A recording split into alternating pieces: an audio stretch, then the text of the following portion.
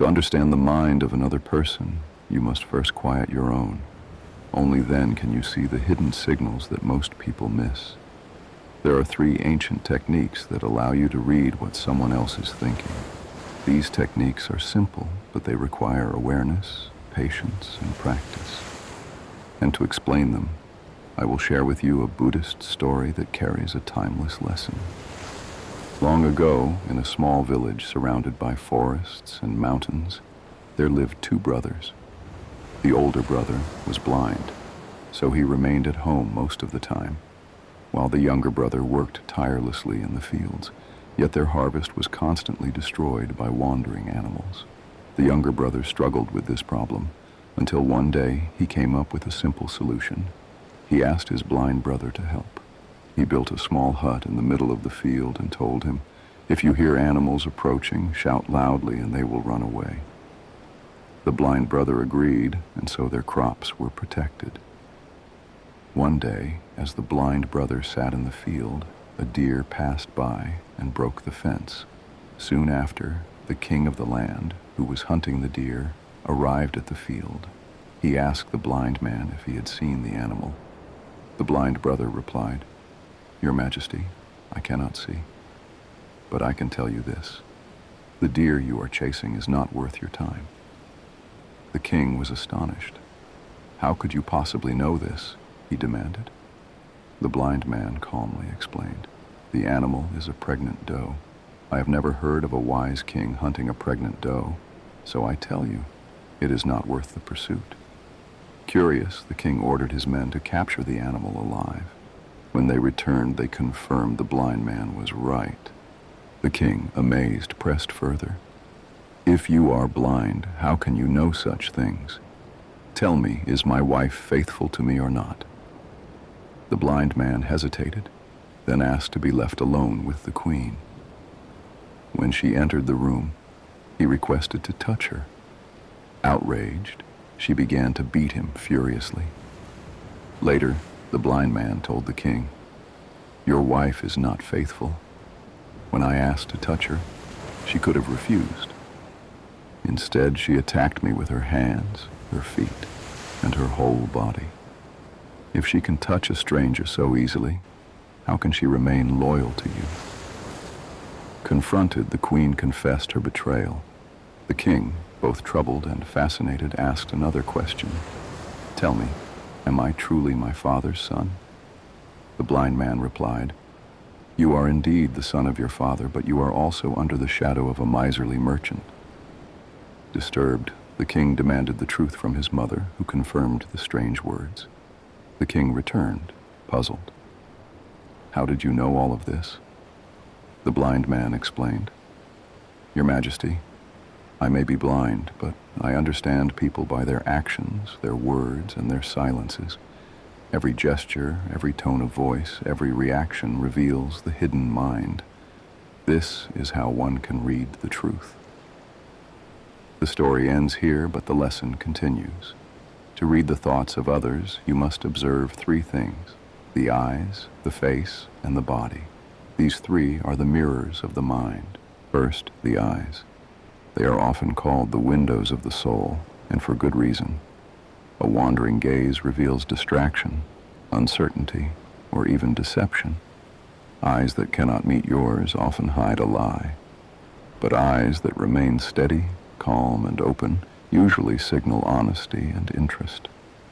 Pupils expand when someone is excited, happy, or in agreement with you. They contract when there is discomfort, fear, or anger.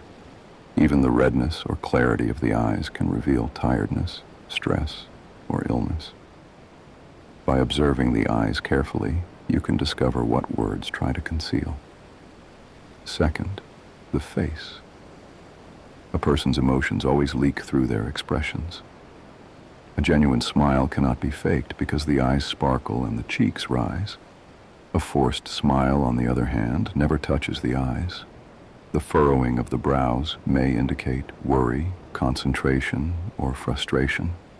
Lines around the mouth can reveal sadness or disapproval. A clenched jaw often signals suppressed anger or tension. By learning to read these silent drawings on the canvas of the face, you learn to read the inner world of a person without them ever speaking a word. Third, the body. Gestures and posture reveal the truth of someone's feelings. A person leaning forward is interested, engaged, and eager to connect. Arms crossed tightly often signal defense or resistance, as if building a barrier. Restless hands, tapping fingers, or shifting feet often reveal anxiety, impatience, or the desire to escape. On the other hand, open palms, relaxed shoulders, and a steady stance reveal confidence, calm, and honesty. The body whispers the words the mouth is too cautious to say. The blind brother understood these truths without the gift of sight.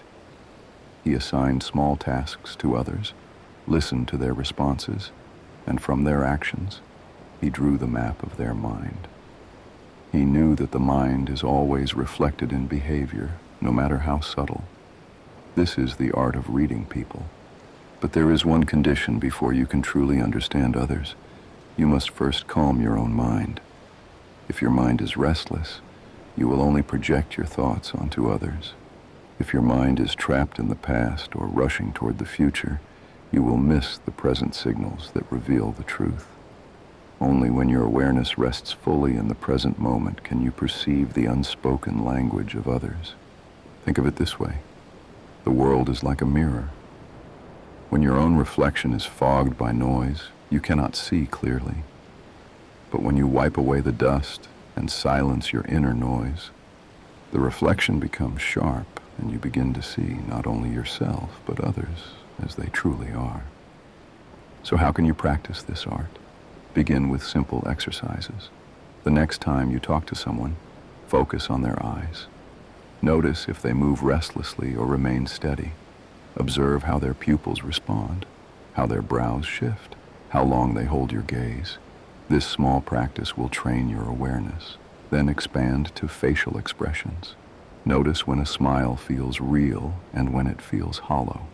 Pay attention to micro-expressions, the tiny flashes of emotion that vanish in less than a second. These are the windows to the truth.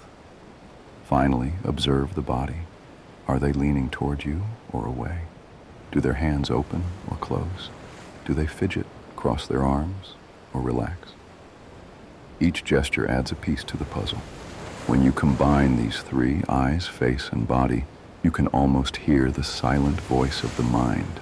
You begin to understand not only what people say, but what they truly mean. And once you develop this awareness, it feels almost like reading thoughts. But remember, this is not magic. It is attention, presence, and wisdom in action. Many people go through life blind, even though they have perfect vision. They hear words but ignore tone. They see faces but miss expressions. They look at bodies but do not recognize gestures. This is why misunderstandings are so common. But those who train themselves to notice, to observe, and to remain present gain a rare gift. The ability to connect deeply, to know others without them having to explain, and to sense the truth even when it is hidden. This is the art that the Buddhist story teaches us. True vision is not with the eyes, it is with awareness. The blind brother was never truly blind. He saw what most people overlook, and you can learn to do the same. If you master these three techniques, your relationships will change. You will understand friends and strangers more deeply. You will sense when someone is lying, when they are hiding pain, or when they are genuinely open to you. You will see beneath the mask, and more importantly, you will realize that reading others begins with reading yourself. The calmer, clearer, and more present your own mind becomes, the more transparent the minds of others will appear. So remember this: to read minds, you do not need magic. You need silence. You need presence. And you need to pay attention. The eyes will tell you where the mind wanders. The face will reveal the emotions that words cannot. The body will confess the truth that the mouth hides. When you observe these three, you will know more than words could ever tell you. This is how you begin to read the mind of anyone you meet. And once you practice long enough, you may discover that what you are truly reading is not just their mind, but the shared human story written in all of us. Roche Sauvage doesn't speak to everyone, only to those who feel.